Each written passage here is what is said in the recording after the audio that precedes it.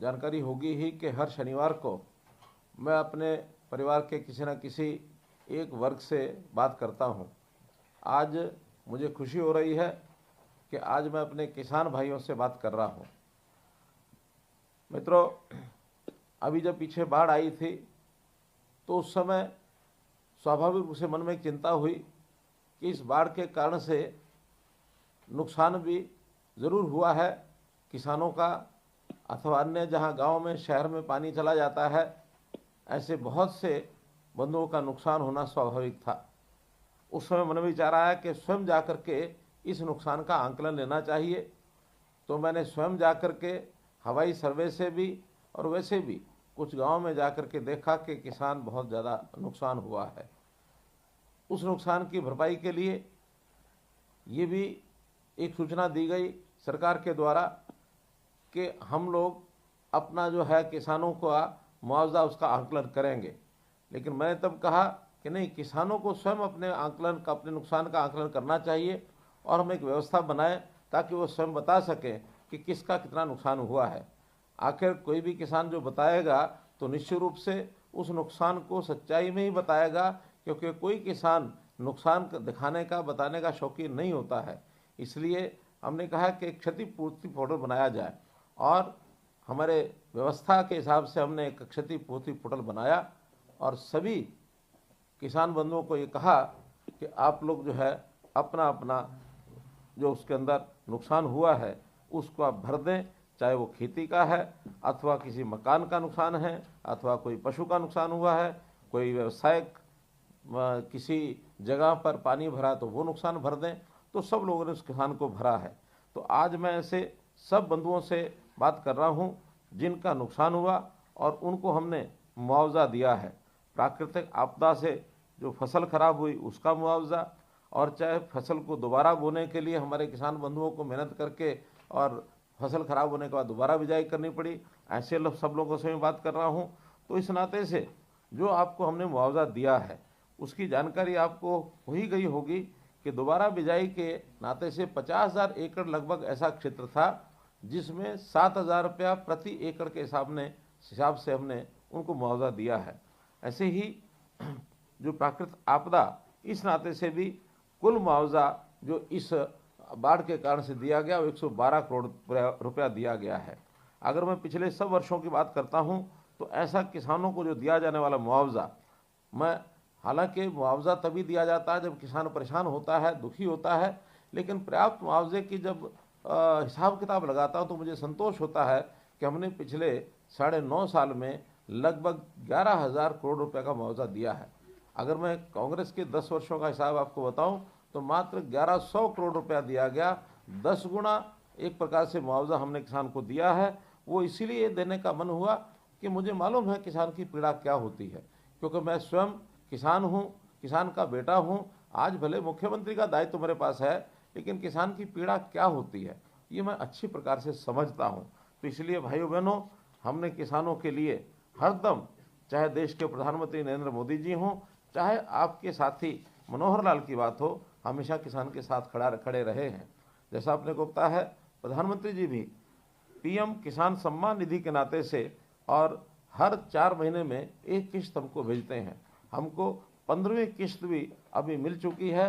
हरियाणा के 8,74,000 किसानों को किस्त जाती है और इसमें भी किसानों को लगभग अब तक 15,000 करोड़ रुपया ये जा चुका है। तो ये बहुत ही एक मेरे लिए संतोष की बात है कि कभी किसान को परेशान नहीं होने देते हैं। हम किसान भी जो सहयोग करते हैं उनका मैं बहुत बहुत धन्यवाद करता हूं। जैसे अपने को पता है, पराली प्रबंधन ये एक बड़ा विषय है जो किसान के साथ जुड़ा हुआ है। बहुत से ऐसे जो आवाज़ें आती हैं कि किसान पराली जलाता है, उसके कारण से प्रदूषण होता है, और ख़ास करके कोर्ट्स भी कई बार संज्ञान लेती हैं। और संतोष की बात तो ये है कि पिछले दिनों में उच्चतम न्यायालय ने ये कहा है कि हरियाणा ने पराली प्रबंधन का जो कार्य किया है किसानों की सहायता करके, ये सराहनीय है। बल्कि पंजाब की सरकार को उन्होंने फटकार भी लगाई है। तो उस नाते से और हम जो किसानों को जो सहायता करते हैं उसका भी एक लाभ हमको मिला है और किसानों ने भी उसका सहयोग किया है। अगर आईसीआर की रिपोर्ट जो 22 नवंबर को भी प्रकाशित हुई है उसका मैं आपको जानकारी देना चाहूँगा कि हरियाणा में कुल मिलाकर के इस बार सीज़न में 2239 जो केसेस हैं वही यानी पराली जलाने के हुए हैं, जबकि अपना पड़ोसी प्रदेश पंजाब, वहाँ पर यह आंकड़ा 36,118 मामले हैं। अर्थात बहुत बड़ी संख्या में पंजाब में पराली जलाई जाती है। हरियाणा के किसानों को हमने इस पराली प्रबंधन के लिए बहुत सा सहयोग भी किया है। हमने इसमें कुल मिलाकर 2500 रुपये प्रति टन के हिसाब से किसान की पराली की बिक्री इसकी व्यवस्था की है, और यदि 20% से कम मॉइस्चर पाई जाती है तो 500 रुपया इसके लिए अलग से भी और ये दिया जाता है। तो इस प्रकार हम उनको जो इम्प्लीमेंट्स भी देते हैं, उस इम्प्लीमेंट्स में अभी 6,794 कस्टम हायरिंग सेंटर्स ये हमने बनाए हैं, ताकि हम पराली इकट्ठा करने के लिए, उसको इकट्ठा करके बेचने के लिए वहाँ से और जो हायर करके और इम्प्लीमेंट से ले सकते हैं। कोई किसान अपना इम्प्लीमेंट अगर लेना चाहता है उसको भी सब्सिडी दी जाती है। 80,000 फसल अवशेष के ऐसे प्रबंधन के उपकरण ये किसानों ने खुद खरीदे हैं, हम इसमें सब्सिडी भी देते हैं। यदि कस्टम हायरिंग सेंटर कोई बनाता है उनको 50% की जो सब्सिडी मिलती है, और जो स्वयं किसान अपना कोई ऐसा उपकरण खरीदना चाहे तो उसको 80% का और ये अनुदान ये हम देते हैं। तो मित्रों, इस कारण से पंजाब में जो पराली की जो कमी दर्ज की गई वो बहुत कम दर्ज की गई, लेकिन हरियाणा में जो पराली प्रबंधन की कमी दर्ज की गई है पिछले वर्ष की अपेक्षा इस बार 36.5% और ये कम की गई है। तो इसलिए एक बहुत अच्छा ये विषय किसानों ने इसको किया है। मैं बहुत बहुत धन्यवाद आपको देता हूँ।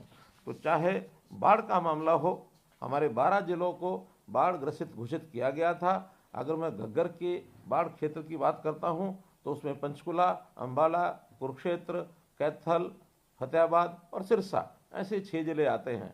और यमुना के साथ साथ भी इसी प्रकार से, चाहे वो यमुनानगर हो, करनाल हो, पानीपत हो, सोनीपत हो, पलवल हो अथवा फरीदाबाद हो, ऐसे ये 6 जिले बाढ़ प्रभावित क्षेत्र के हैं। तो 12 के 12 जिलों में कुल मिलाकर 1469 गांव और 4 शहर इससे प्रभावित हुए हैं। तो ऐसे सब इलाकों का हमने जो मुआवजा है वो किसानों को दे दिया है। अभी जो फसल का जो प्राकृतिक आपदा जिस प्रकार से होती है, अथवा विशेष तौर पर कपास, इस कपास का जो सुंडी का खराबा हुआ है उसका मुआवजा जाना अभी शेष है। बहुत जल्दी उसको भी हम 31 दिसंबर तक सब आंकलन करके और आपको भेज दिया जाएगा। जहाँ तक फसल के विविधीकरण की बात है, हमने ये भी अपील की थी कि किसान कम से कम पानी की चिंता करे, और जहाँ पानी बहुत गहराई में हो गया है, जहाँ हम अपनी यानी आगे आने वाली पीढ़ी को पर्याप्त पानी भी उपलब्ध नहीं करा पाएंगे, ऐसे किसानों को हमने अपील की कि आप कम से कम धान की बिजाई को छोड़कर उसकी जगह अन्य फसलों की अगर बुआई करेंगे तो हम 7,000 रुपया प्रति एकड़ हर किसान को और इस मुआवजे के नाते से देंगे, ताकि फसल धान की बजाय दूसरी फसल बुआई करे। और ऐसा पिछले 2 वर्षों में लगभग 2.25 लाख एकड़ पर किसानों ने धान को छोड़ा है। बधाई के पात्र हैं। और हमारा ये जो मेरा पानी मेरी विरासत की योजना, दूसरे प्रदेश भी इसको अपने यहाँ लागू करने के लिए लायक हैं कि हम भी इस योजना को लागू करेंगे, ताकि पानी की चिंता ये सब लोग कर सकें। तो मित्रों, भाइयों बहनों, चाहे वो बाढ़ की बात हो, चाहे मुआवजे की बात हो, चाहे मेरा पानी मेरी विरासत की बात हो, अथवा पराली प्रबंधन की बात हो, इन सब विषयों पर आप लोगों ने सहयोग किया है। पराली प्रबंधन तो और भी कई प्रकार से किया जा सकता है, जैसे फसल अवशेष प्रबंधन हेतु पूसा डिकम्पोजर किट ये भी हमने बांटे हैं। 2.5 लाख एकड़ में इस बार पूसा कंपोजर किट बांटे गए हैं। और हमारा इस बार का लक्ष्य है कि अगले इस वर्ष में 5 लाख एकड़ ये पूसा डिकम्पोजर किट ये बांटे जाएं, ताकि लोगों को इसका जो है पर्याप्त लाभ मिल सके। जहाँ तक मुआवजे की बात है, मुआवजा सब प्रदेशों में जितना मुआवजा सरकार की ओर से दिया जाता है, जो प्रधानमंत्री फसल बीमा योजना के अंतर्गत अपना बीमा नहीं कराते हैं, ऐसे किसानों को पिछली सरकार तो मात्र 6,000 और जाते जाते 10,000 करके गए थे। 10,000 का मुआवजा भी किसी को दिया नहीं था, लेकिन हमने आने के बाद उसको पहले 12,000 किया और फिर बाद में 15,000 रुपये एकड़ ये हमने किया है। तो 15,000 रुपये एकड़ अपने आप में एक राशि हरियाणा सरकार ही सबसे ज़्यादा राशि देती है। तो किसान के नाते से आपकी किस प्रकार से लाभ आपको पहुंचाया जाए, किसानों के फसलों के दाम कैसे मिलें, मंडी की व्यवस्था, मार्केटिंग व्यवस्था कैसे अच्छी की जाए। मुझे खुशी है कि मार्केटिंग की व्यवस्था हरियाणा की बाकी आसपास के प्रदेशों से सबसे अच्छी है। यही कारण है कि होड़ लगी रहती है। बाहर के प्रांत के जो सीमावर्ती ज़िले हैं वहाँ से भी किसान, चाहे वो पंजाब हो अथवा उत्तर प्रदेश हो, राजस्थान हो, सब जिलों, आसपास के ज़िलों के लोग हरियाणा की मंडियों में फसल बेचना चाहते हैं। और हमने फसल एक दो नहीं 14 फसलें ऐसी जो हैं वो एमएसपी पर खरीदनी ये शुरू की हैं। अगर किसी फसल को हम एमएसपी पर खुद नहीं खरीद सकते हैं तो उसमें भी हमने व्यवस्था की है कि भावांतर भरपाई योजना, उसमें चाहे सब्जियां हों, फल हों अथवा बाजरा हो, इसकी व्यवस्था भी सफलतापूर्वक लागू की गई है। इन सब योजनाओं को आसपास के प्रदेशों के किसान खूब समझ रहे हैं, खूब उनको ये जानकारियाँ मिल रही हैं। तो मेरा किसान किस प्रकार से खुशहाल बने, कैसे आगे बढ़े, ये बात भी सत्य है कि किसानों की जो जोत है ये बहुत छोटी हो गई है। क्योंकि अपने यहाँ ज़मीन तो जितनी है उतनी है, कुछ ज़मीन हमारे विकास के नाते से, शहरीकरण के नाते से, औद्योगिकरण के नाते से उसमें लग रही है, बाकी ज़मीन जो है वो धीरे धीरे कम हो रही है और आवश्यकता हमारे परिवारों की बढ़ती जा रही है। इसलिए हमारा जो ज़मीन का जो भाग है यानी जोत है वो हमारी बहुत छोटी होती जा रही है।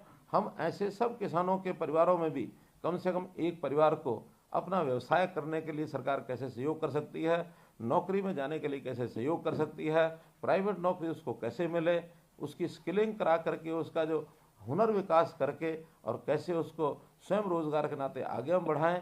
तो इन बातों पर वे लगे हैं ताकि कोई किसान उसकी आय, कम से कम किसान कहलाता है तो एक आदरणीय एक नागरिक के नाते उसका जो स्थान बने। तो हम चाहेंगे कोई किसान बीपीएल के नीचे न रहे, सब किसानों की आय 1,80,000 से ऊपर कैसे हो, इसकी योजनाएं हमारे सभी विभाग मिलकर के बनाते हैं। केंद्र सरकार की योजनाओं का भी हम लाभ उठाते हैं। ऐसे आपके भी किसी प्रकार के कोई अच्छे सुझाव होंगे तो निश्चित रूप से हम उनको भी लेंगे। हरियाणा के अंदर 500 से लेकर 800 तक ऐसा माना जाता है कि प्रगतिशील किसान भी हैं। प्रगतिशील किसानों को भी हमने योजना के माध्यम से कैसे उसका विस्तार हो, हर प्रगतिशील किसान एक नए किसान को ट्रेंड करके उसको प्रगतिशील बनाए, इस योजना पर भी हम लगे हैं। उसके लिए भी प्रोत्साहन राशि हमने दी है। विदेशों में जाने के लिए ऐसे हमारे किसान बंधु वहाँ जा कर के अध्ययन करके आएँ कि किसानी किस प्रकार से और अच्छी की जा सकती है। इसके लिए भी विदेश भ्रमण की योजना भी हम बना रहे हैं कि कुछ किसान अगर जा कर के अध्ययन करके आना चाहते हैं उनकी व्यवस्था भी हम कर रहे हैं। अफ्रीकन कंट्रीज़ के साथ हमने बातचीत की, उन्होंने कहा कि हमारे यहाँ ज़मीन बहुत है, अगर आपके किसान हमारे यहाँ ज़मीन लेकर के और खेती करना चाहें तो वो भी हमारा स्वागत करने के लिए तैयार बैठे हैं। ऐसे कुछ किसानों को वहाँ जाने के लिए हम प्रेरित करेंगे। तो मित्रों, किसानों की मदद जितनी हमारे से हो पड़ती है उतनी हम करेंगे।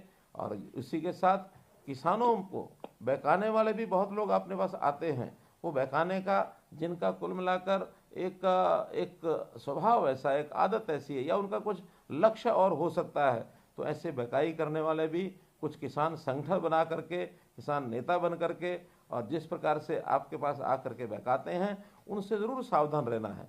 क्योंकि वो नहीं चाहते कि हरियाणा प्रगति के पथ पर आगे बढ़े और यहाँ का किसान खुशहाल हो। क्योंकि किसान कमज़ोर रहेगा तो उनकी राजनीतिक रोटियाँ सिकती रहेंगी। तो मैं इस बहुत ही एक मन के भाव से आपको बात कह रहा हूँ जो मेरी चिंता है।